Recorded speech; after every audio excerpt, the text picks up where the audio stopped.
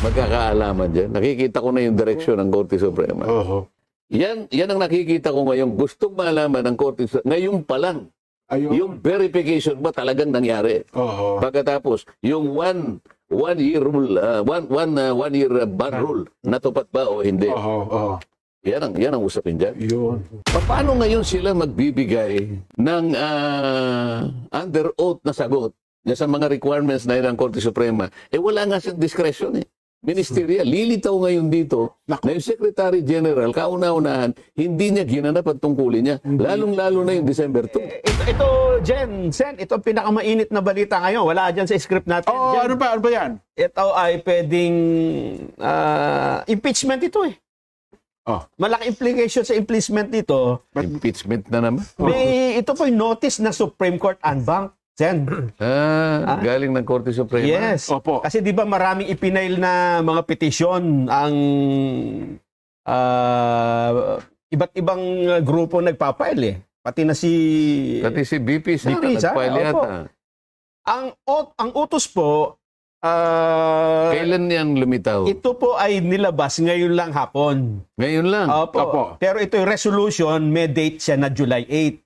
Pero ngayon lang nilabas? Ngayon lang po inilabas kasi 11 pa lang po ngayon Anong sinasabi? Ito po, in order to assist the court in the full resolution of the various petitions assailing the impeachment complaints against Vice President Sara Duterte, the court, without prejudice to the resolution of other issues, resolved to require the respondents, ang tinutukoy po dito yung Senado tsaka yung House, to submit the following information under oath, accompanied by relevant documents, if any. A. The status of the first 3 complaints filed by private citizens. B. The exact dates on which the complaints filed by the private citizens were endorsed by a member or members of Congress. C. As to the complaints filed by private citizens, whether the Secretary General possesses discretion on when to transmit to the Speaker of the House of Representatives any impeachment complaint properly endorsed by a member or members of Congress. D. As to the complaints filed by the private citizens, the basis and authority of the Secretary General to refuse the transmittal of the complaints for impeachment to the Speaker of the House of Representatives for inclusion in the order of business within 10 session days from the time it was properly endorsed by a member of the House of Representatives. E. As to the complaint filed by the private citizen and regardless of the legal position of the respondents, the number of session days that lapse from the time the complaints were properly endorsed by a member of the House of Representatives to its transmittal to the Speaker of the House of Representatives and its inclusion in the order of business. F. As to the articles of impeachment transmitted to the Senate, which office or committee prepared the draft of articles of impeachment and when it was completed. G. As to the articles of impeachment transmitted to the Senate, when it was circulated to the members of the House of Representatives and whether it was circulated to all the members of the House of Representatives. H. As to the articles of impeachment transmitted to the Senate, when it was circulated to the members of the House of Representatives, whether it was accompanied by the evidence for each article charged, or if there was a committee report for the information of the members to decide on whether to endorse or not. As to the evidence supporting each and every article, whether Vice President Sara Duterte was given the opportunity to be heard on the evidence shared with the members of the House of Representatives. J. As to the articles of impeachment transmitted to the Senate, whether each of the members of the House of Representatives had time to peruse the charges and the evidence before affixing their consent. And pinakahuli, K. As to the articles of impeachment transmitted to the Senate, when it was included in the order of business of the House of Representatives for consideration by the entire plenary. The respondents are given non-extendable period of 10 calendar days from receipt of this resolution within which to respond. Nako, Ayan po. matindi. Matindi. Ano po bang ibig sabihin ng ano na yun ng Supreme Court? Alam mo, dalawang bagay ang tatamaan dyan. May relasyon sa una, yung tinatawag na violation of one-year ban rule. Okay. Makikita mo dyan, kaya inisa-isa, in-itemize ng Korte Suprema, yung pangangailangan na ibigay sa kanila lahat. Under oath, opo. Oh, yung ikalawang bahagi, pupunta dun sa pupunta dun sa katibayan kung talagang yung verification dyan totoo. Okay. Ngayon, under oath yan. Sa aking palagay, magkakahirapan dyan. Sa panig ng House of Representatives. Kasi, yung lang tanong niya kanina, no, yung isa na binanggit ni Congressman Nelson. Sinasabi, kailan na nailagay sa order of business yung unang tatlo na in-endorse na impeachment complaint na isinulong ng private citizens. Ang pinag-uusapan dito, Jen, yung December 2, in December 4, at saka in December 19. Kasi kagaya ng binabanggit natin nung mga nakakaraan patungkol dito, pagka-receive mismo ng opisina ng Secretary General, immediately kanya i-repair mo sa opisina ng Speaker. Ayun. Kaya kinukwenta natin ano ba yung immediately. Opo. Sa lalo madaling panahon. Sa aking pagkakaalam, sa mabilis na paraan, sa madaling pagkakataon, ano pa yung ibang synonym ng immediately? Agad-agad. Agad-agad. Opo. Karaka-raka.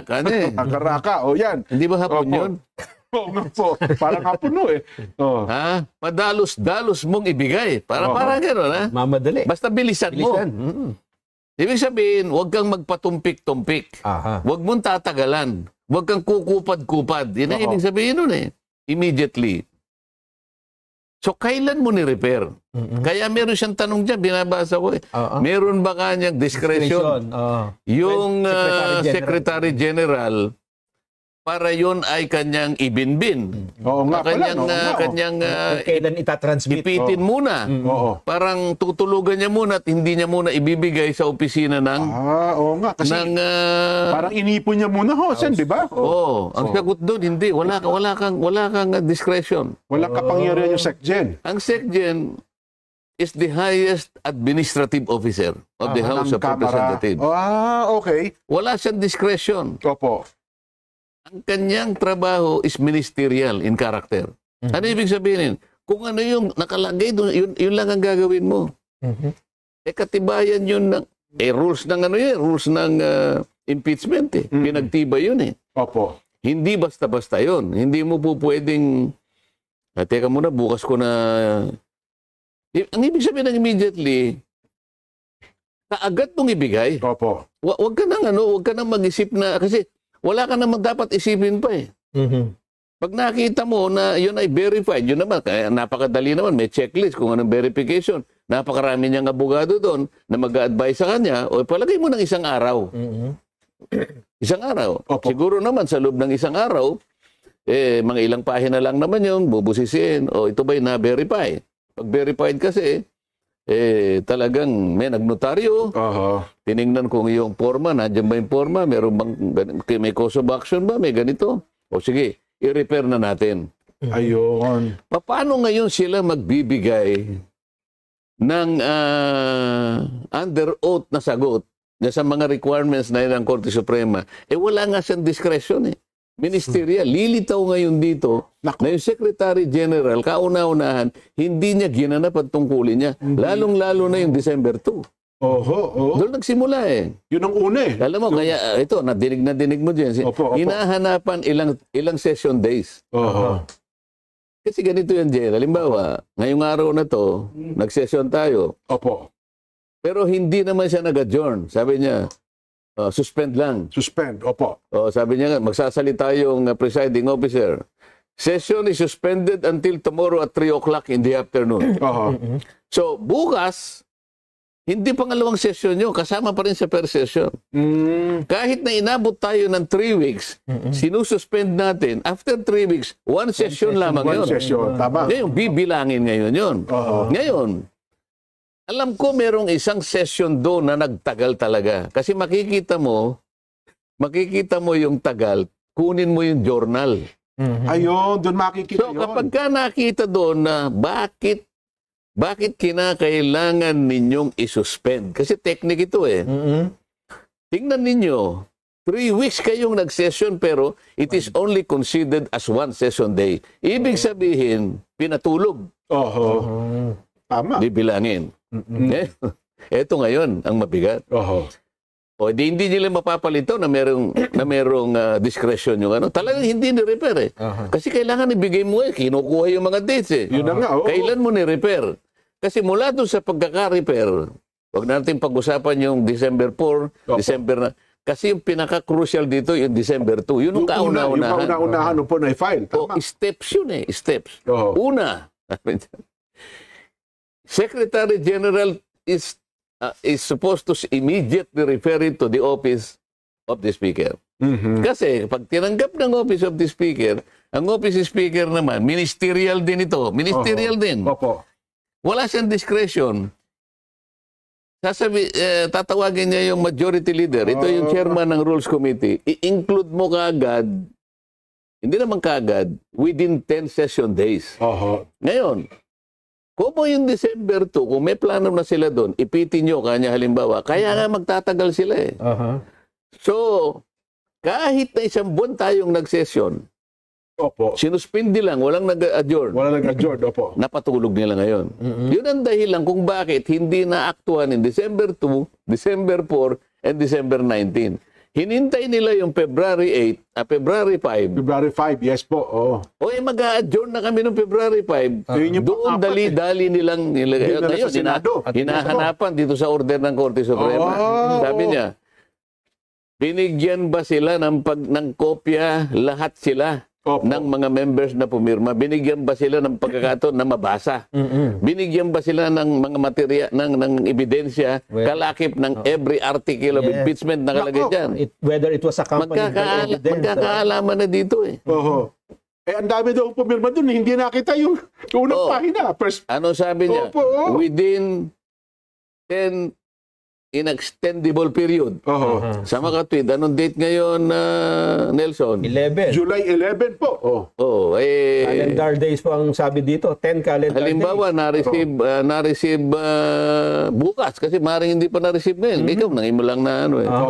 So, na-receive halimbawa ng House of Representatives bukas. Anong date bukas? Sabado bukas, sen. Ano nga? 12. So, 10 days. July 12. July 22, kinakailangan nakaano na. May sagot na. May sagot na sila. Yung lahat ng nire-require nila ay ibigay nyo sa amin. At bigyan nyo rin kami kung ilang session days kayo. Kasi doon bibilangin niya eh. Kung ni-repair mo sa office ng speaker naman within 10 session days, bibilangin niya lang eh. So hindi mo talaga ni-repair. Kasi hindi kaagad na within 10 session days, hindi naman nalagay sa order of business. Para ko nang nakikita, titingnan ng Korte Suprema, nasaan yung mga order of business? Titingnan niya. Wala dito eh. Baka mamaya, lilitaw, pinagsama-sama nila, ako may palagay ako, baka yung huli, binilang nila yung ika-10 dahil alam nila yung 10 day. Ang ika-10 sigurado dyan dahil talagang pinatulog nila February 5 dahil yun ang huli na isinulong nila sa isinabit nila. Magkakaalaman dyan. Nakikita ko na yung direksyon ng Korte Suprema. Pero parang ang dami hinihingi ng Korte Suprema, no? ABCDFG, hanggang J. Hanggang J eh. Nahati lang sa dalawa eh. Mapapatunayan dyan kung yung one-year ban rule ay talagang nilabag. Tsaka yung kung ito ay nabasa ng mga pumirma. Kung ito, yung verification ang importante dyan. Kasi yung verification, ay ano yun eh. sinusumpaan mo eh. Nakalagay doon, Opo. ako ay personal na sumusumpa na ang lahat po ng aligasyon na nakasaad dito sa petisyon o sa resolusyon na ito ay aking pinatutunayan na totoo sa aking pansariling kaalaman. Under oath pala, no? Under Talaga? oath, ngayon. At base na rin sa pagkakaintindi ko Opo. sa mga dokumento na nagsilbing ebidensya. Mabigat ito. Eh, paano kung matanong ang isa sa kanila, naiintindihan mo ba ito? Akala ko pumirma ka rito eh. Nakapirma ka na personal mong... May biniro nga ako eh. Opo. Biniro ko lang naman. Marami akong kaibigan naman sa house eh. Opo. Maraming tayo yung mga binibiro kayo. Sabi ko, bro, Opo. pumirma ka pala? Senator Judge ako eh. Oo. Para naman ka ako eh, magkaroon ka naman ng pagkakataon na ikaw ay matanong naman dun sa impeachment court. Kung sakasakaling magkakaroon. Opo. Ba, isasuggest ko isa ka sa mga witnesses. Wait, ako na naman nangyayari mo dyan.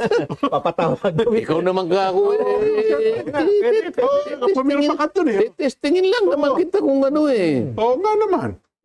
Kasi nung una tayong nag-usap, sinabi mo, anong magagawa ko? Mababasa ko ba yan eh? Napakakapal niyan eh. Pagkakanya kinakailangan pumirma ka agad. Paano ko mababasa yan? Edi pagka pinatawag mo ako dyan, ganyan, siyempre, iibahin ko na yung sagot ko. Yung sasabihin ko, sasabihin ko, binasa ko. Opo. Hindi maintindihan. Di kung nabasa mo, naintindihan mo. Yung susunod kong tanong ngayon. Opo. Malalaman ko ngayon kung talaga naintindihan mo. Huwag mo na nga akong isasama dyan. Sabi na naman yan. Hindi. Hindi pwede. Kailangan may sample naman. 215 kayo eh. Oo nga po. Naman lang 10%, kinakailangan tumayo dyan.